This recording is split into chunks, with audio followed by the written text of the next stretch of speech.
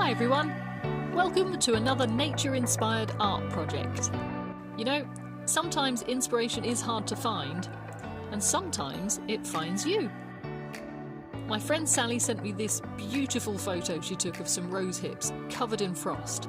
Isn't that just stunning? I've always wanted to draw or paint a scene like this, but it can be tricky to pull off. Painting anything white in watercolour ideally requires painting in negative, which is lots of careful brushstrokes from the outside in. But if you've been following me recently, you'll have noticed I'm slightly obsessed with making masked art at the moment, so I thought I'd try to do the image justice using that technique. I have a separate video on what masking fluid is and how to use it, so pause this and check that out first if you haven't seen it. I'm filming this from start to finish, excluding drying time, so you can join in with your own paints if you like and copy this exact project along with me, or just use this as inspiration. Pause and rewind at any time, and feel free to spread the project out over several days if you don't have the time in one hit. You can follow me on Facebook or Instagram. I'll put links to my channels below, so do please get in contact and let me know how you get on. I'd love to hear from you.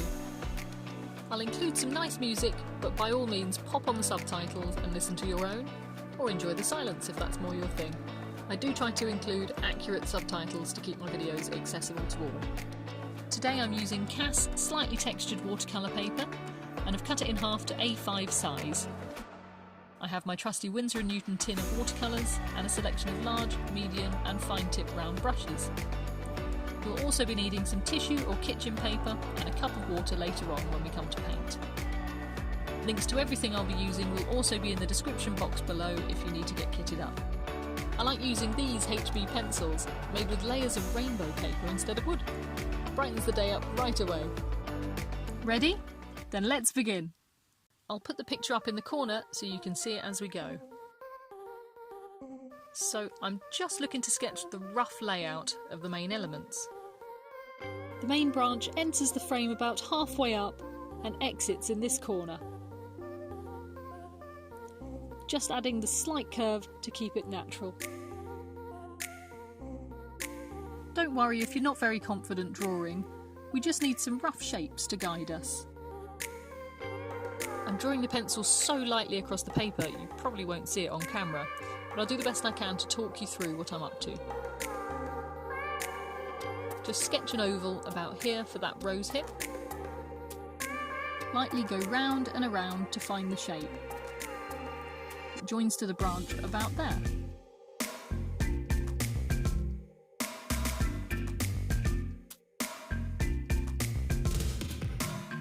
We have these two branches crossing here. Goes behind this one.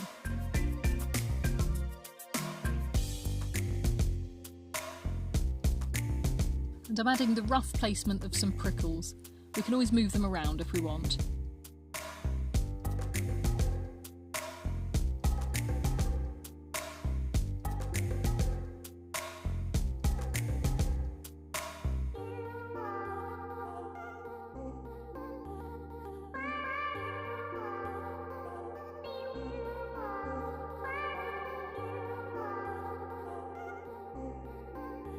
A few more, I think.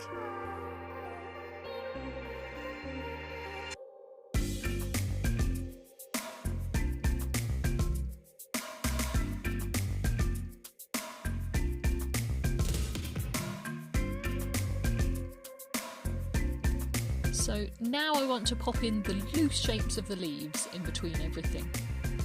This doesn't need to be perfect, it's really to act as a guide. I'll zoom in once it's done so you can see my drawing better. Remember to pause if you need to catch up.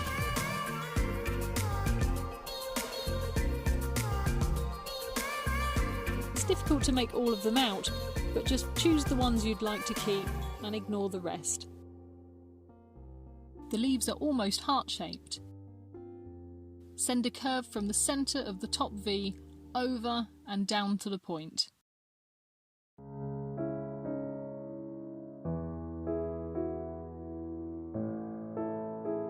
Rearrange some if you think they'll look more leaf-like. I certainly will.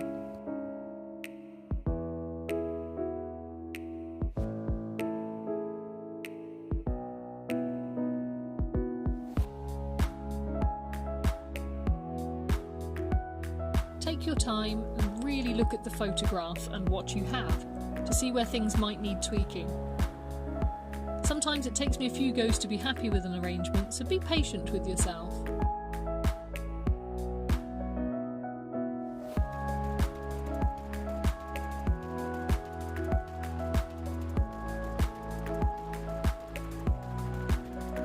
This one, you can only see the side, so you just want half a curvy heart. Keep a slight curve to the lines to create a 3D sense of the leaf.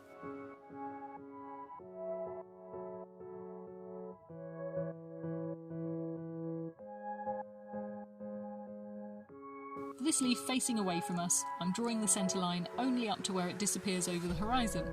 We can't follow it all the way to the end.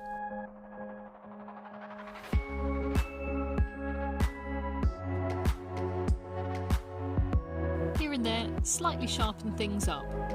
Not too hard though. And add the veins of the leaves.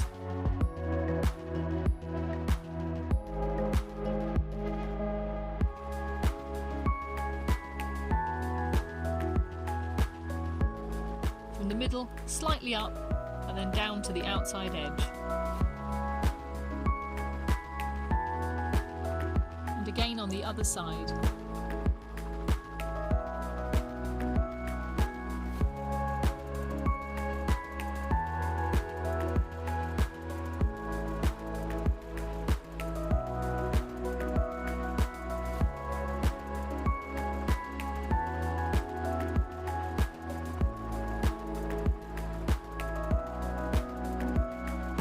Include a slight curve to the veins to emphasise the curved shape of the leaf.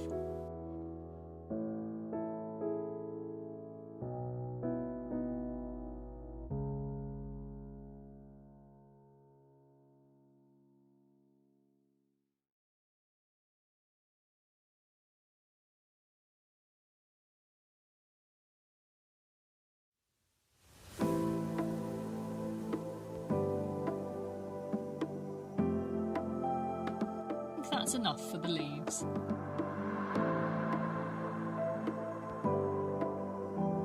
In another photo Sally sent me, there were more hips further down the branch. It would be nice to include more than one lonely hip.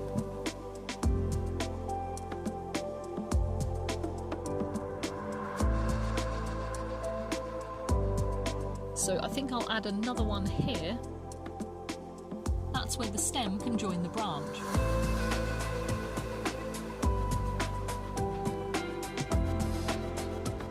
And here to balance it out.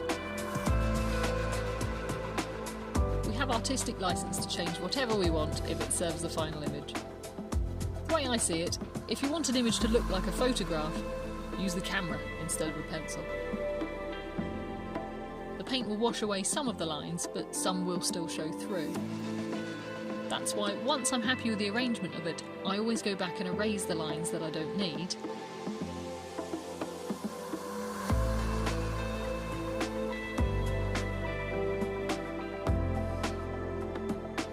And soften up even the ones I do want so they don't show up too much.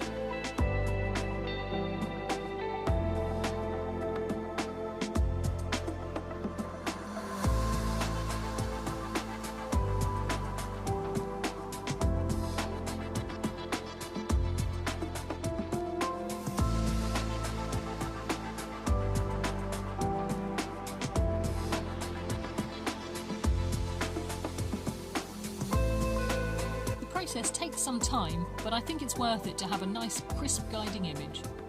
Perhaps you need to add some more lines and take more away again. Only stop when you're happy.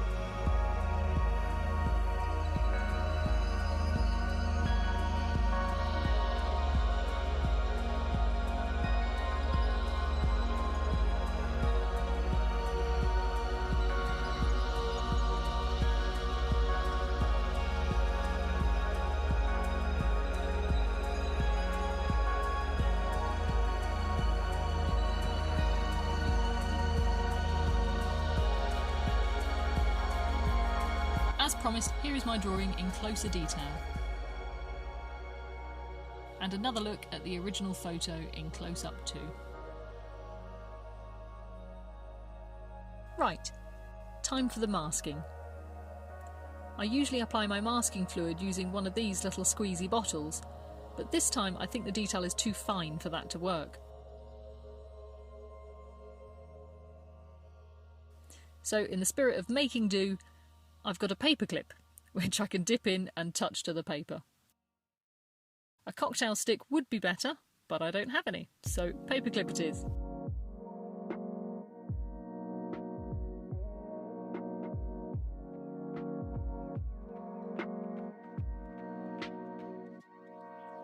I'll start with a line of tiny frost spikes along the branches.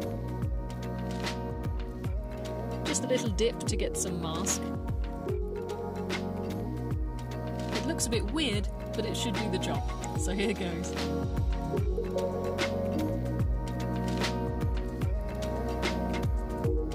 Then touch the paper and just flick up, like that. Then again, and again.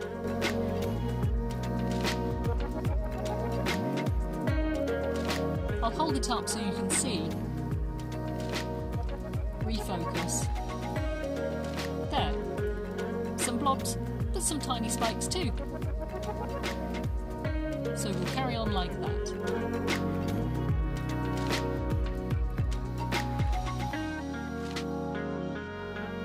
They seem to spring off in all directions.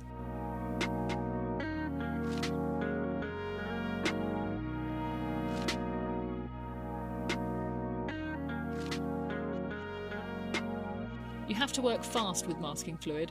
Once it starts to dry, it gets sticky and catches. If you go wrong, just leave it to dry and you can pick it off and try again. And if you don't have masking fluid right now, you can always add this detail at the end using something opaque like white gouache or acrylic paint. Tipp-Ex or nail polish even. Not having the supplies shouldn't stop you from having a go if you want to. I'm all about the work smarter, not harder motto. That might annoy some people, but you know what? They'll be the ones sitting around bored and miserable, and we'll be the ones making fun art. So yeah.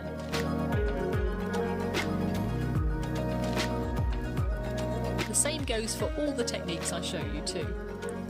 Do what you can, and skip over or replace what you can't do yet. You know, it took me years to learn how to draw a horse's hoof properly. They're complicated animals. Before I got it right, I still wanted to draw horses every day, so I'd draw them all standing in long grass so you couldn't see their feet. Until one day I figured it out and I was away.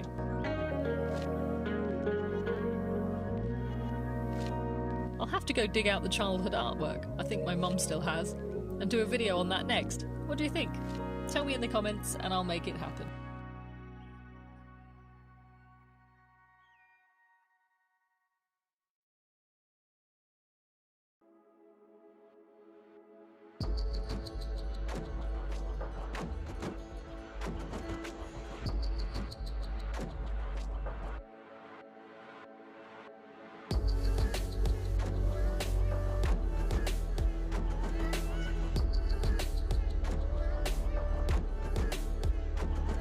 There's so much to do, I think we're going to be here a while yet.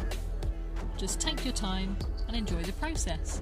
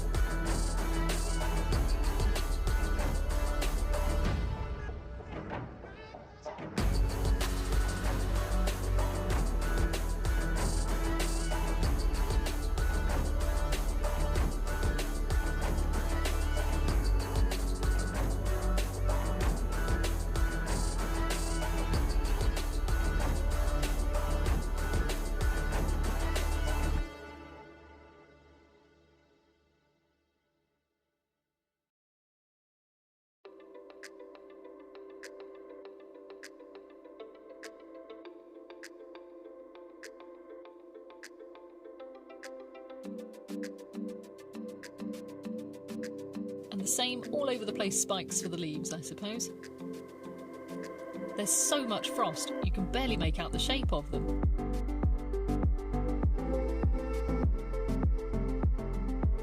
I'm going to go along the edges first and then see what I can do with the rest.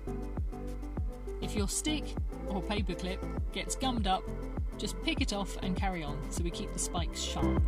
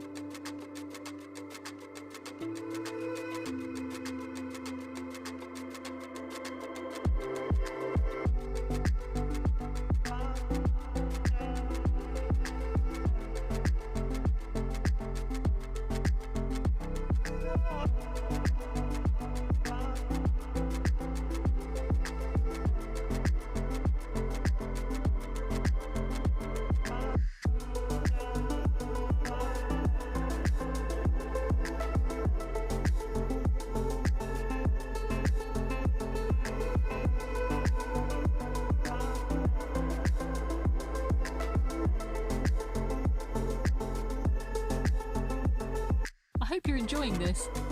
It's perhaps a tedious start, but we'll be painting before you know it, and I'll be able to show you a lot of tricks and techniques with the design I have planned.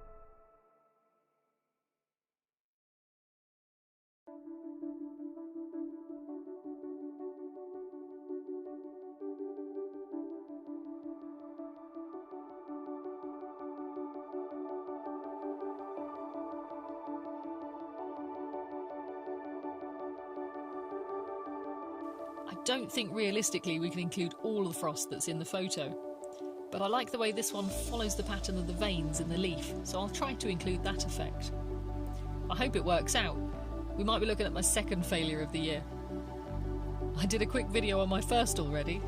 It's best to get one out the way early on.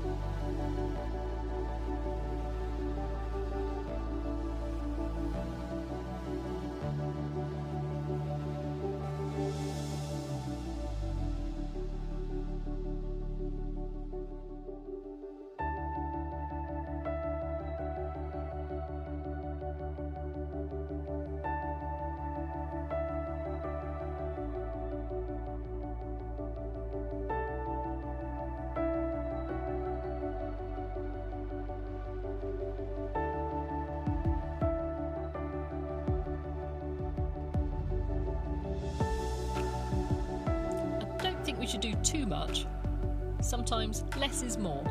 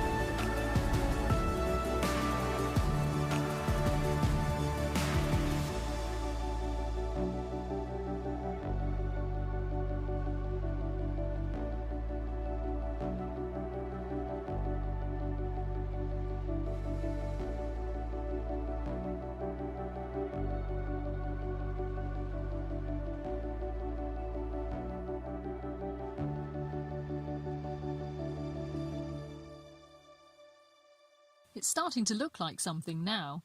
I think it's going to be a success.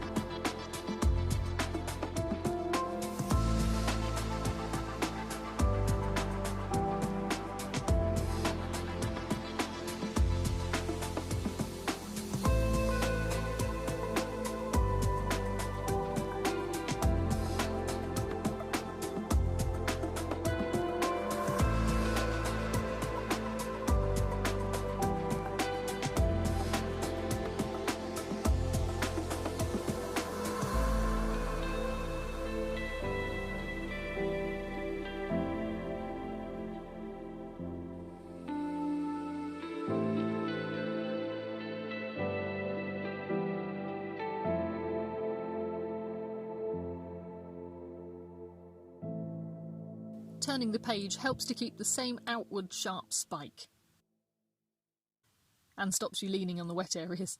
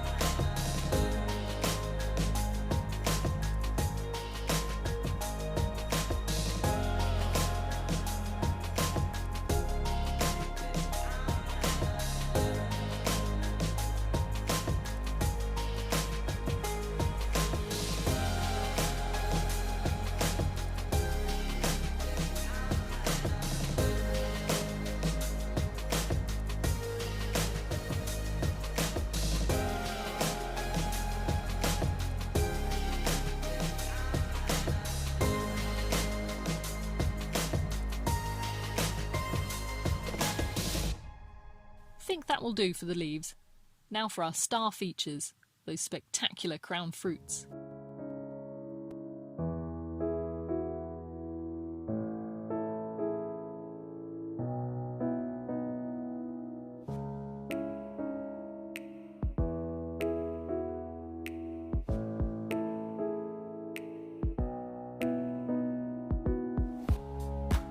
For the hips, I'm dipping for more fluid and keeping contact with the paper for a split second longer so we get a longer, fuller spike.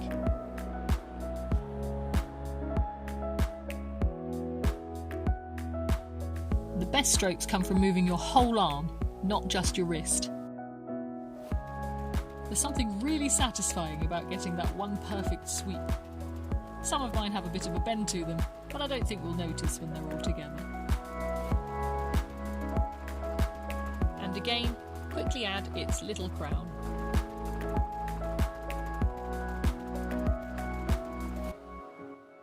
Did you know that rose hips have more vitamin C in them than oranges? They taste lovely too as a tea or in a jam, but you have to process them carefully, don't just eat them as they are, as they have some irritating seeds you need to get rid of first. I used to write a foraging blog and still can't resist sharing some wild food wisdom. Okay, my phone stopped filming for some reason just then, but think luckily I only lost a few seconds of action. That could have been a lot worse.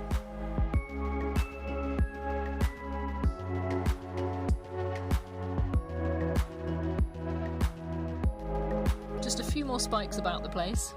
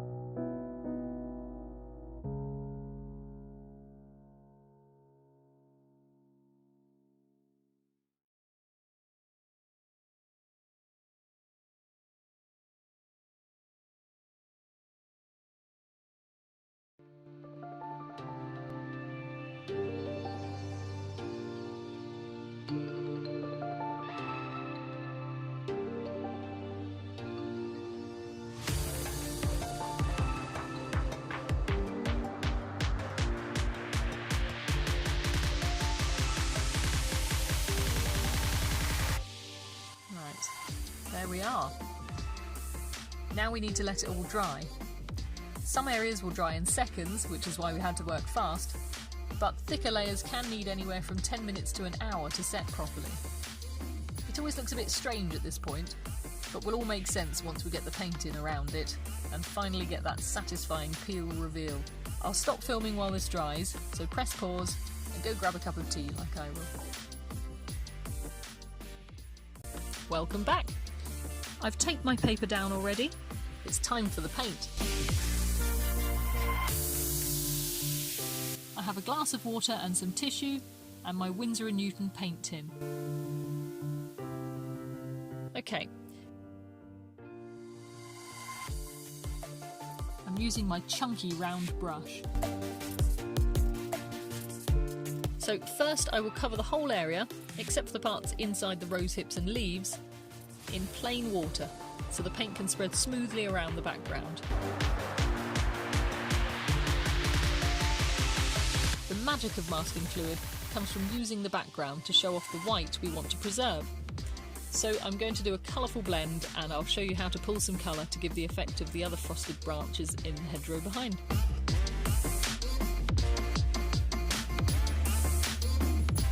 I'm not sure how it's showing up on camera, and for yourself at home you might need to move your head around to see the sheen of water in the light to know what you've covered and what still needs water. You also don't need to go all the way to the edge of the paper if you don't want to. It can give a nice loose effect if you leave a rough border. Or you can let the tape give a clean line.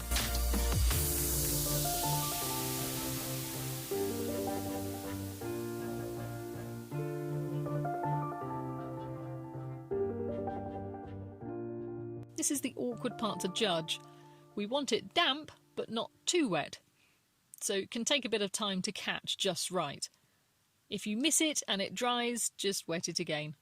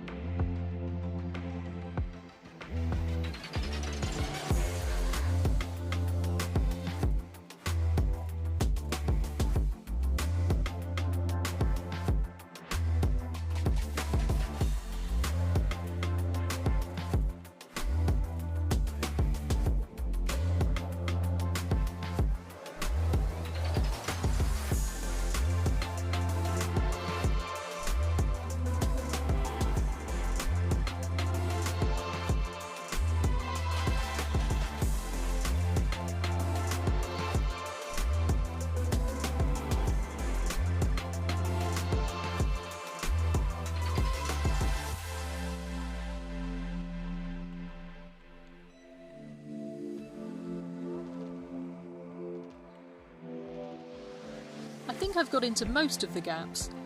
Don't worry if you miss a few bits. We'll go in with a finer brush later on to get into all the corners.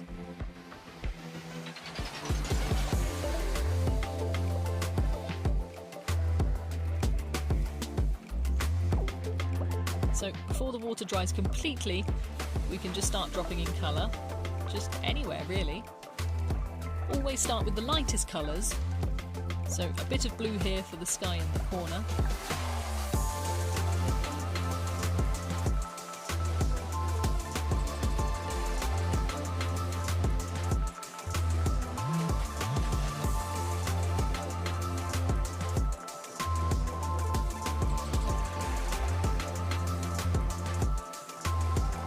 I really like how the sun is making the hedgerow glow in the edge of the picture.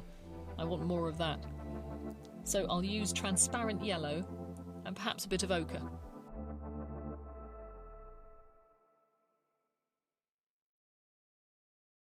Just splodge it in. The brighter the better, as it will fade when it dries. Let's try and capture the feel of a bright winter's day.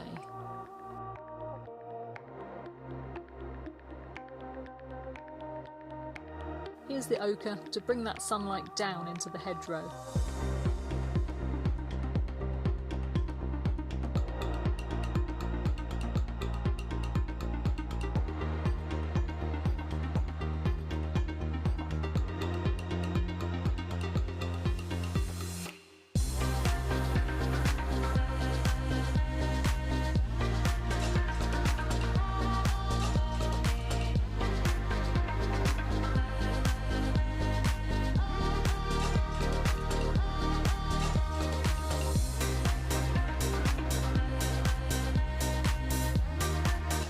now we have a nice thick band of bright sky.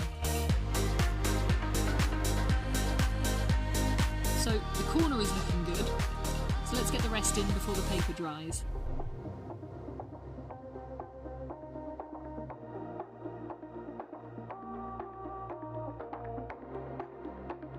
Just want to bring some of that gold down into the depths of the hedge, along with some olive green.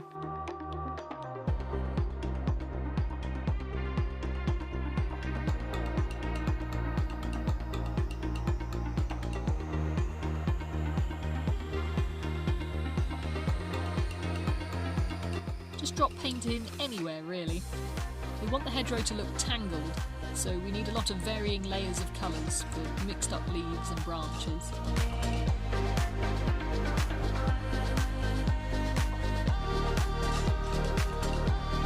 If it was summer, I'd want more of the bright sap green, but as winter has dulled the leaves, I think the olive and colder viridian would look nice.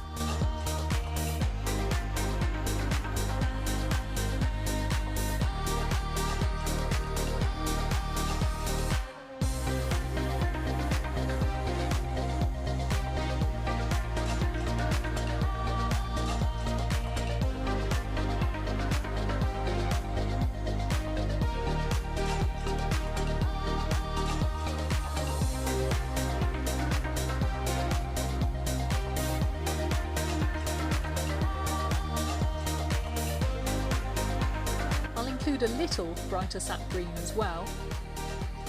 Feel free to mix up your greens with yellow and blue tones to vary the shades. It's your picture, so paint it as you see it.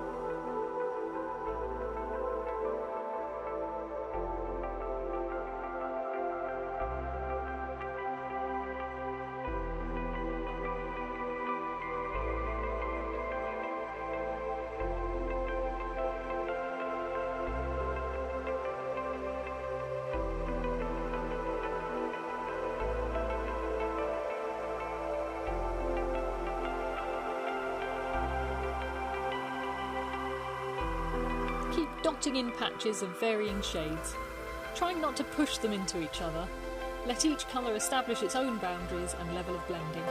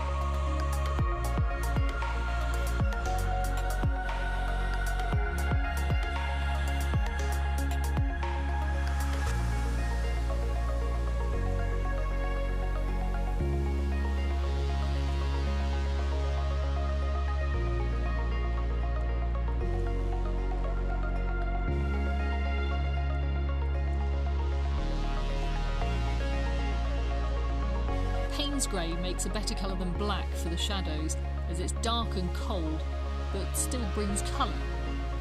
Very rarely do we actually find a truly black shadow. Other cold colours like blue or purple also make great alternatives to black for shadows.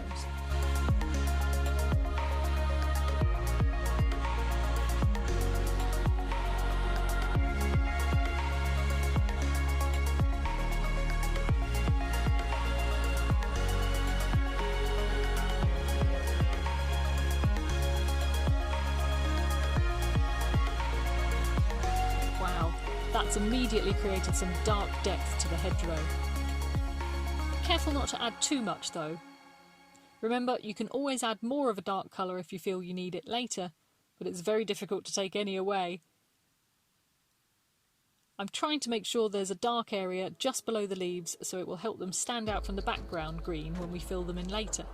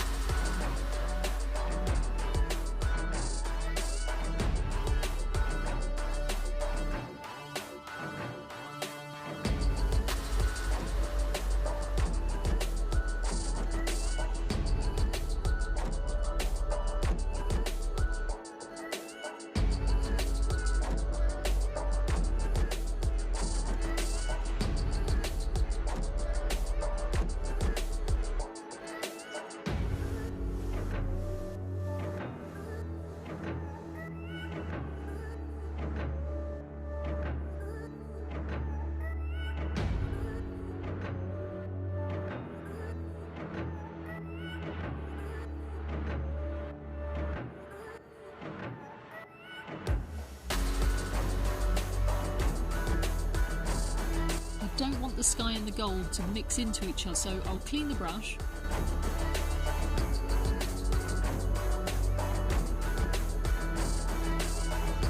and refresh the water.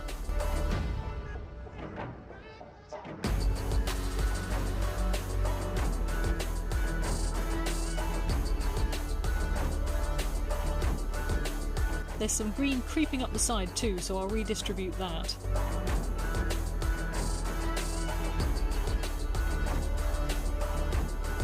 I'm adding some plain water to help lift the pigment.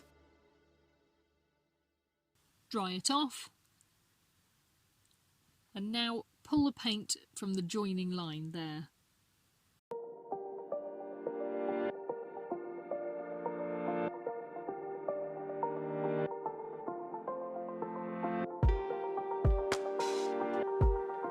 It's still wet, so it is lifting nicely.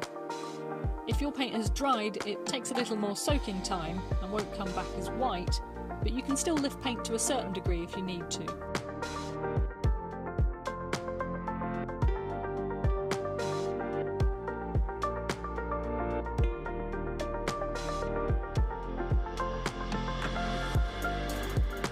And again, clean the brush and pull some more, in a ragged line like clouds.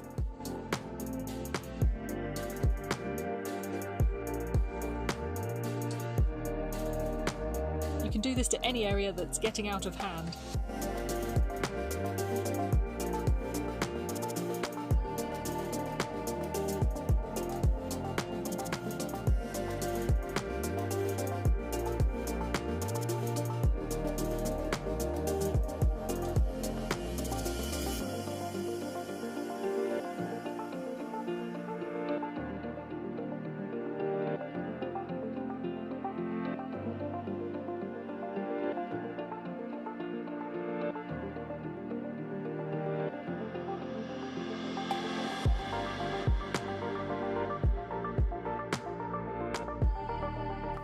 While the paint is still wet, I want to use a cotton bud to draw a few lines. Press it quite firmly against the paper as you go, but not so hard that you damage it. The cotton will absorb the paint and leave an almost white trail.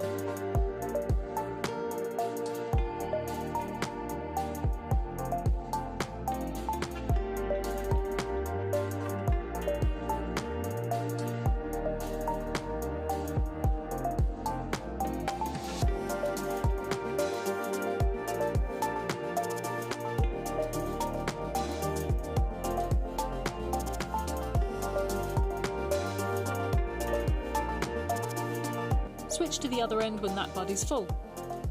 We could also use white watercolour or gouache paint, but I like the subtle way this technique creates texture. We get mere ghosts of branches and nothing so strong that it will steal attention from the foreground when that's in place.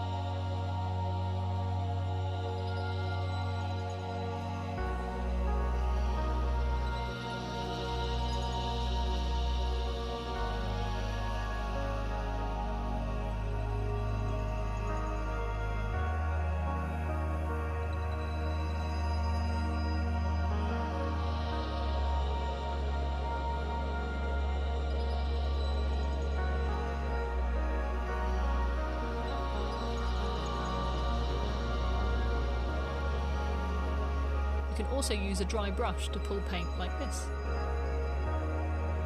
Just like we did for the sky cloud edge. When your brush gets full, just give it a swirl in clean water, dry it on the tissue, and go again.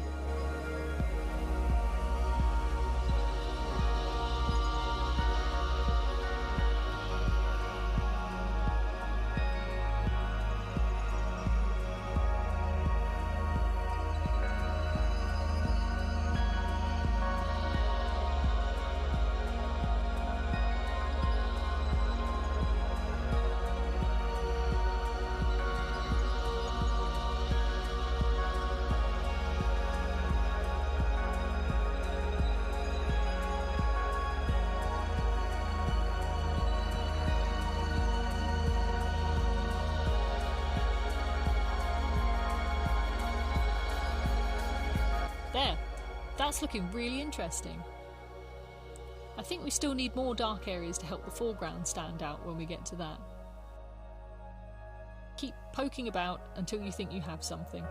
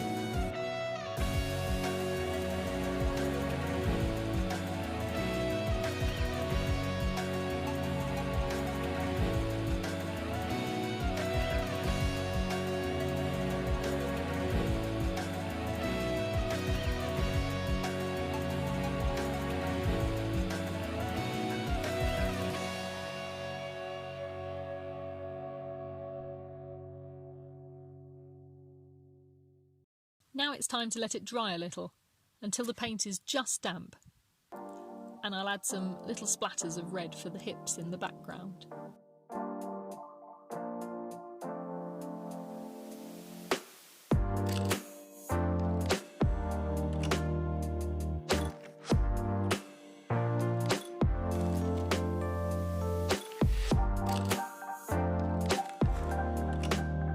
We want a nice warm red, not too pink.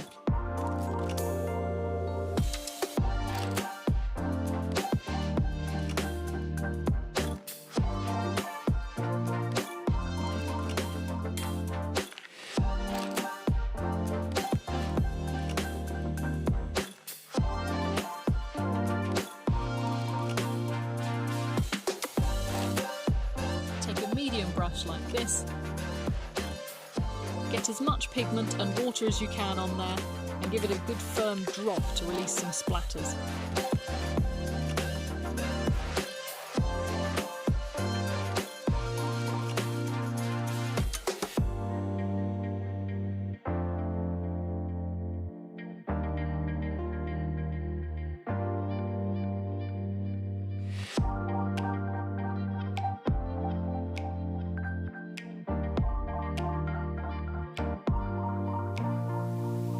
For the more distant berries, get it fairly well loaded and give it a flick with your finger.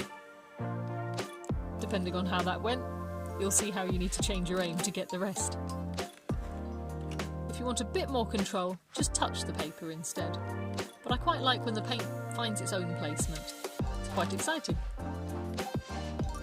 Because the paint is damp, those little splats will spread out just a little bit, which is perfect as we want the background to be like soft focus. This by itself is impressionism. Just a hint of what something is without perfect details, but of course we'll be adding the detail in this bit up front.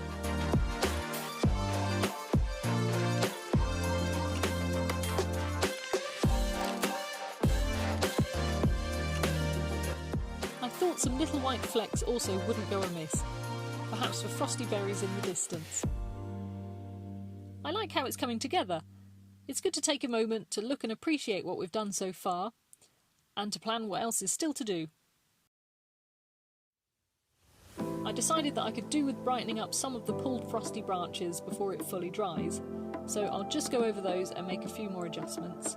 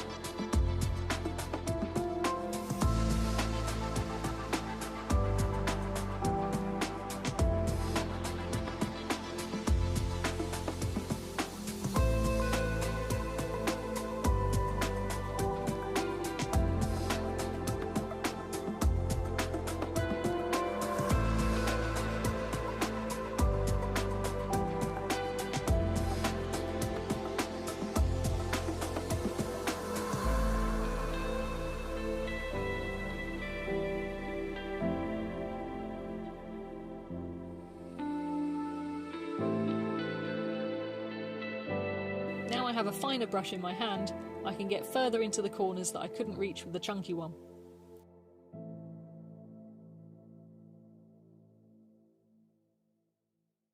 Using the same random colour scheme as the rest of the background, bring it in tightly around the branches and the hips.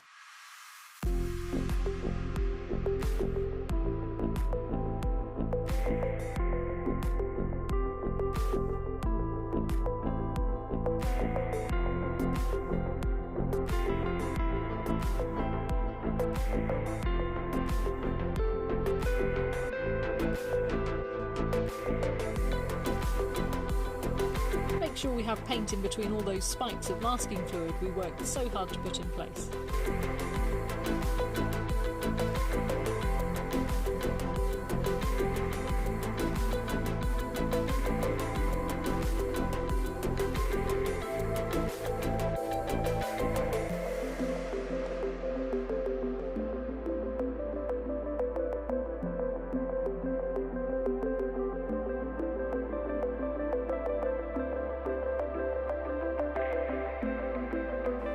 Deepen those shadows around the leaves so they'll have something to contrast against.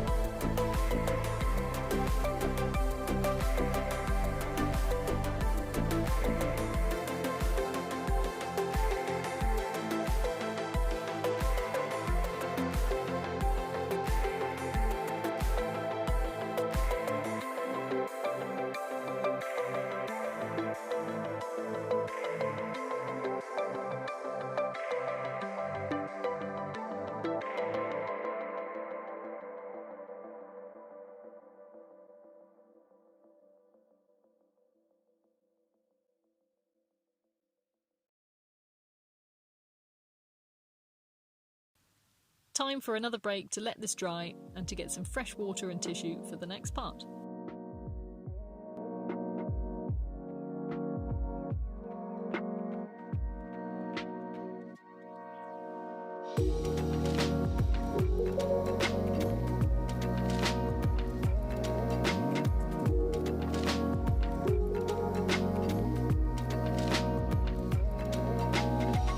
Right, here goes the foreground. I hope you're enjoying this so far. Please like the video and subscribe if you are, so you get to see more like it. And let me know what you think in the comments. Do you like these long paint with me style projects, or would you prefer a faster time-lapse overview instead?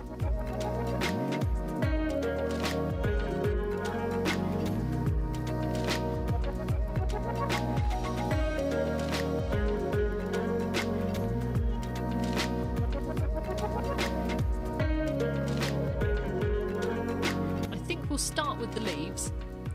I'm going to need a lot of paint, so I'm really trying to wet the pan to release it. This is when hard pans take more messing with than squeezy tubes.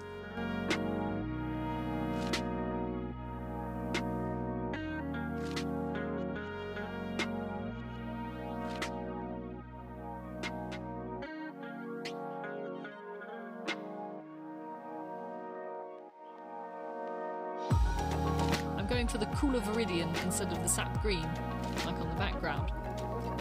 For realism, I should grey it down a little bit more, but it will fade as it dries, and I want a colourful sunny winter image, not a depressingly cold one. So I think full tint is going to look great.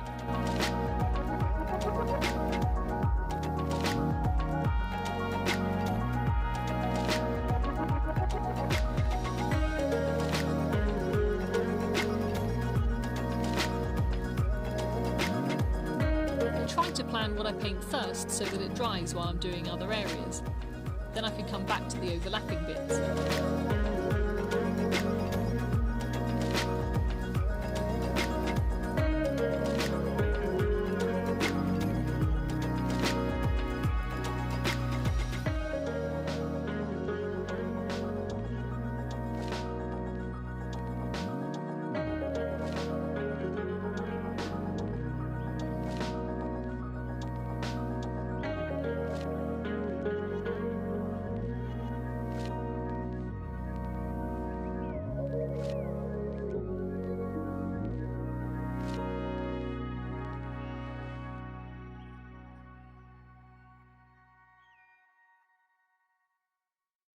See, these two would blend into each other if I do them both now.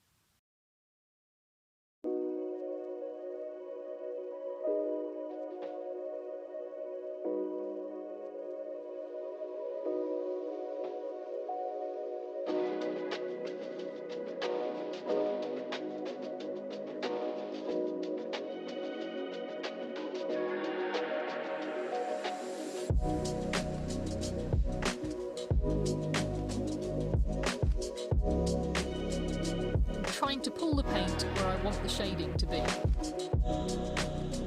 When you're thinking about shade, you need to pick where the sun is and keep it there. The shade is always opposite that.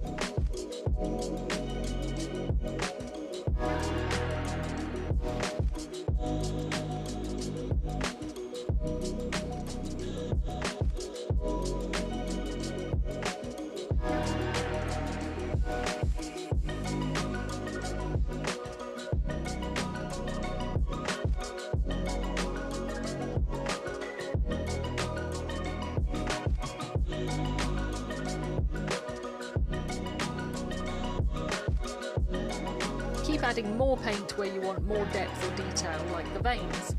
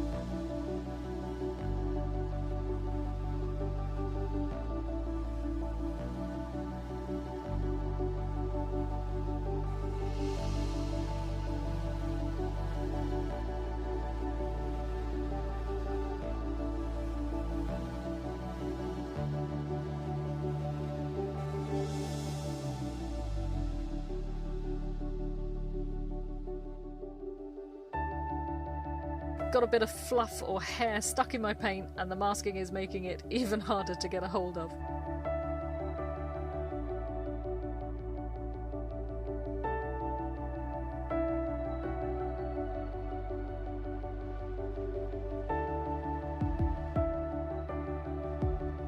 Got it! Now a bit of damage control.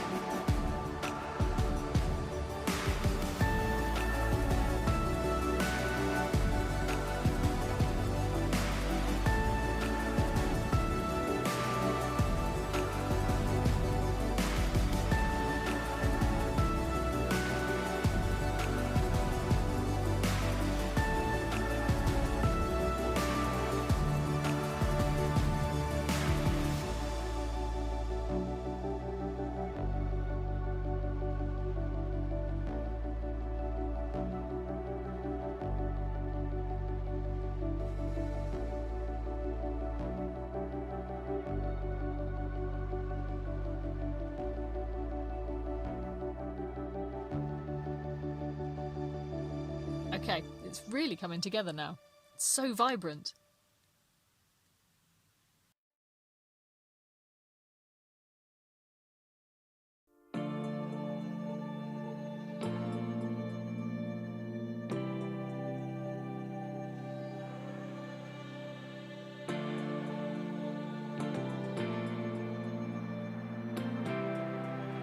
On to the last leaf.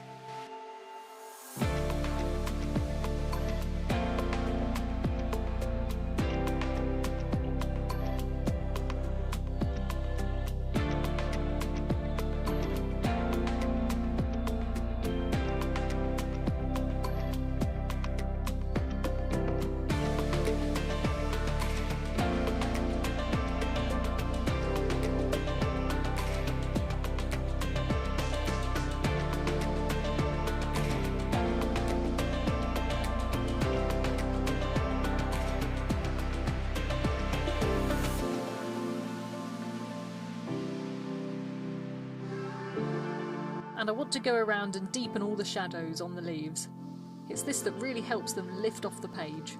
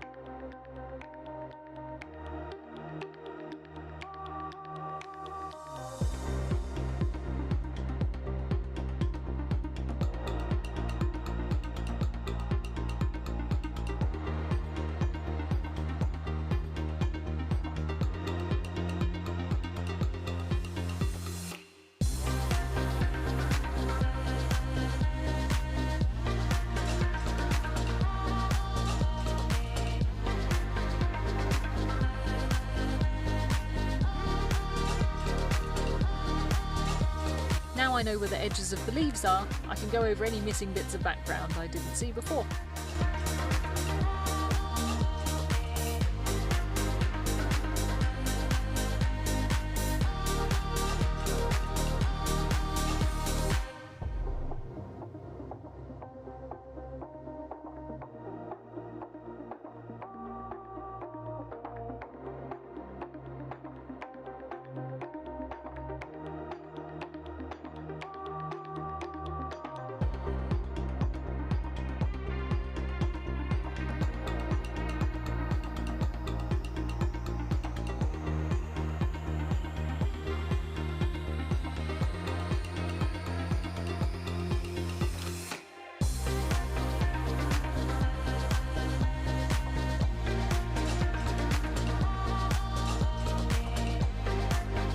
Almost a red or purple tint to the brown of the branches, so I'll definitely include a bit of that.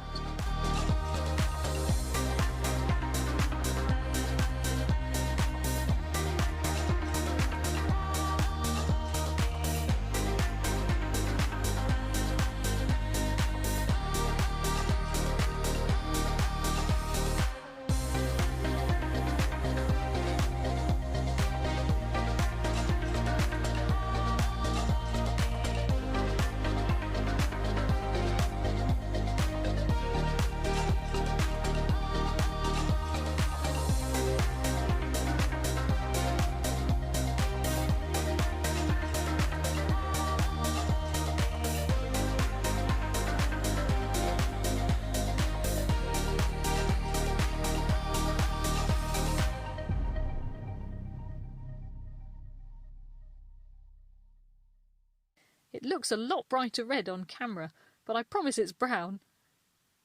As we know, the colour will dull down as it dries.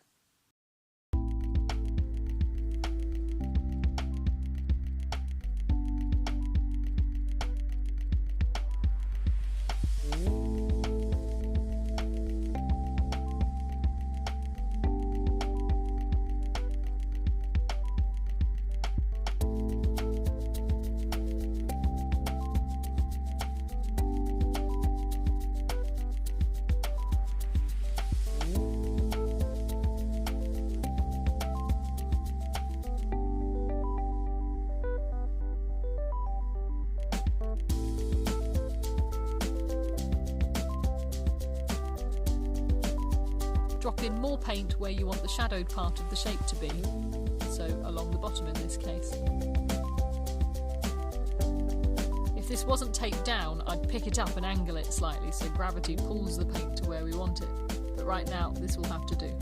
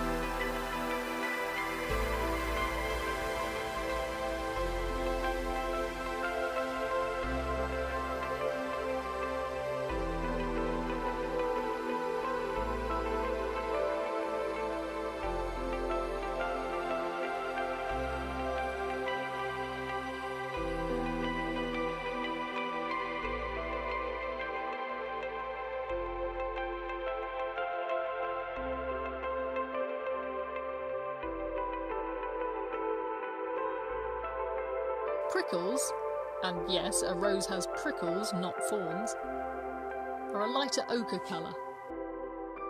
I wasn't being particularly careful about the background, so I'll need to pick them back out. It's good practice though for rescuing and adjusting.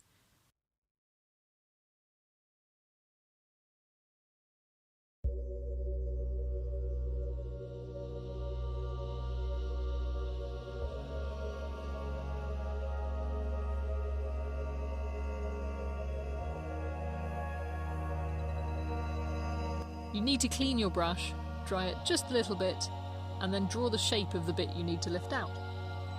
Give it a little scrub, not too hard, and now clean and dry your brush again. Really dry this time, and it will suck up the wet paint. I'll do that to all the prickles I want to add. Another one here and there.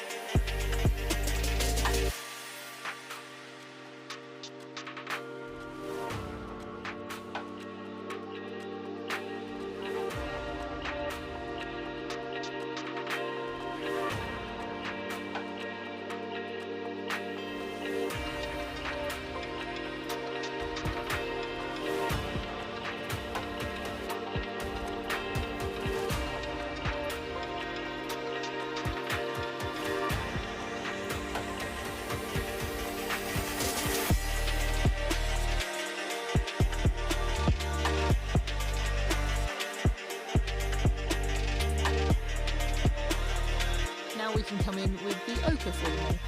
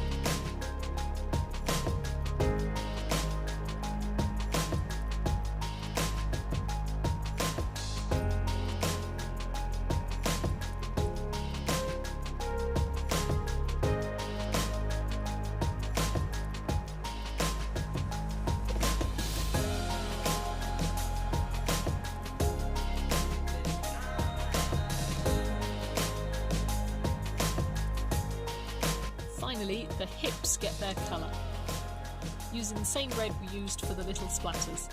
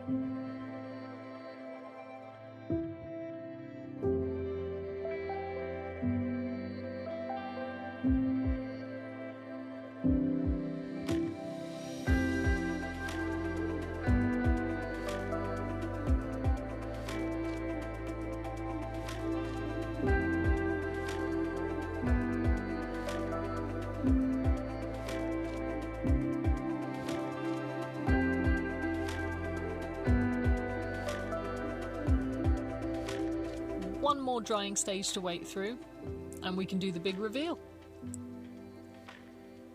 If you have a hairdryer, you can speed things up. Make sure it's on low though, don't blast your hard work all over the room.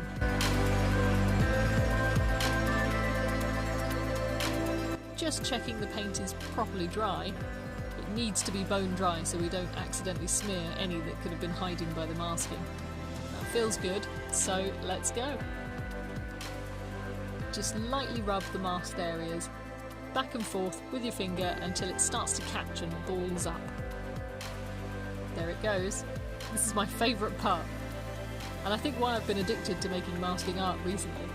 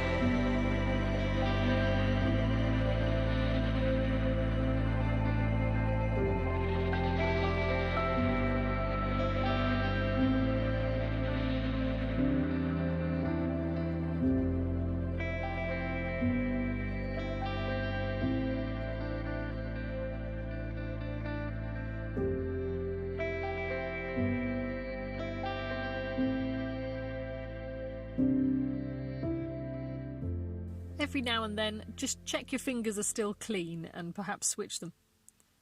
Again, we really don't want to ruin it at this point. Blow the pieces away or give it a gentle sweep.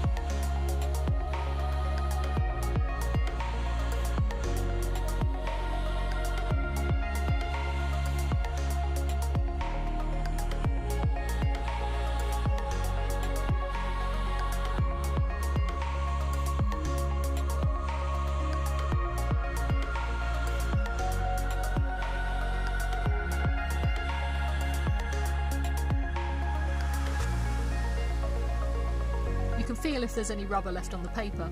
If you find any, just give it another rub.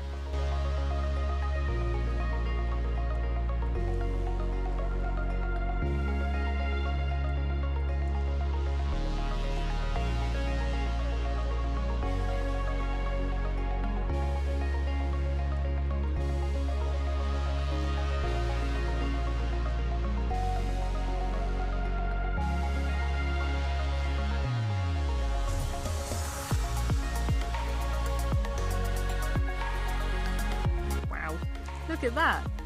I love it! Now we can really see what we have and how it sits up from the background.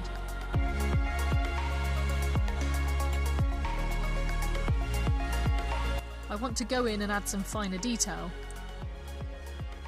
Just making the points of things nice and neat, coming into the corners. And I'll also go around the bottom edges of it all to bring it out really crisp from the background. Just go until you're happy.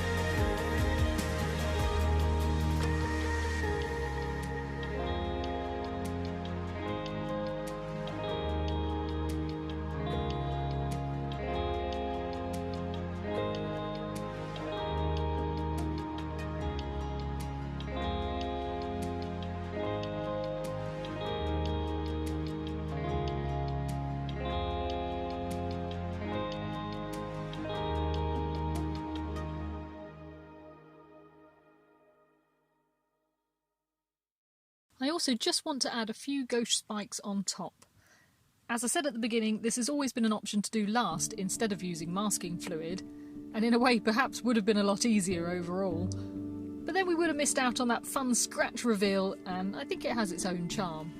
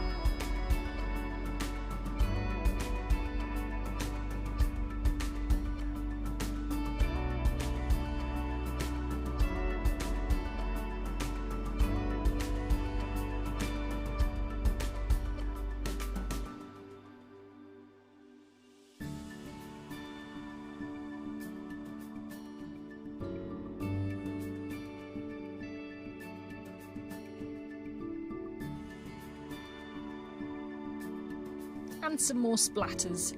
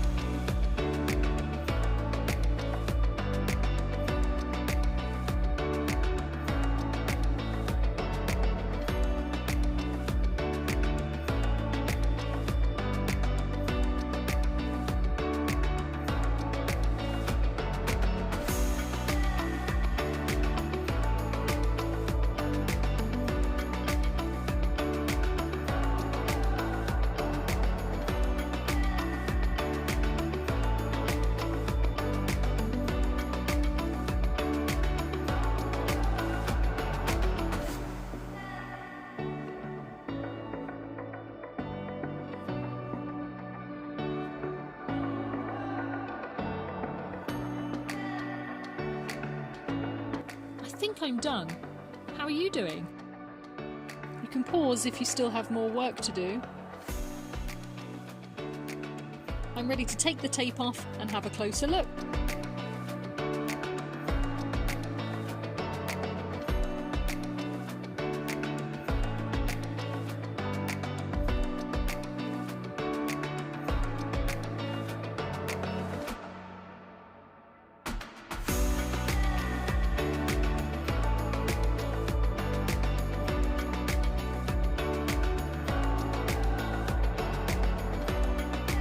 Love it! Thank you, Sally, for this wonderful project. I hope you enjoyed seeing it come together, and I really do hope you give it a go yourself. Let me know in the comments what you think, and if you have or will, and like I said, send me your results on Instagram or Facebook. Or a picture you've taken you'd like to see turned into a painting. That would be great. If you love my nature-themed creative projects, subscribe to see more, and to my email list for even more straight to your inbox.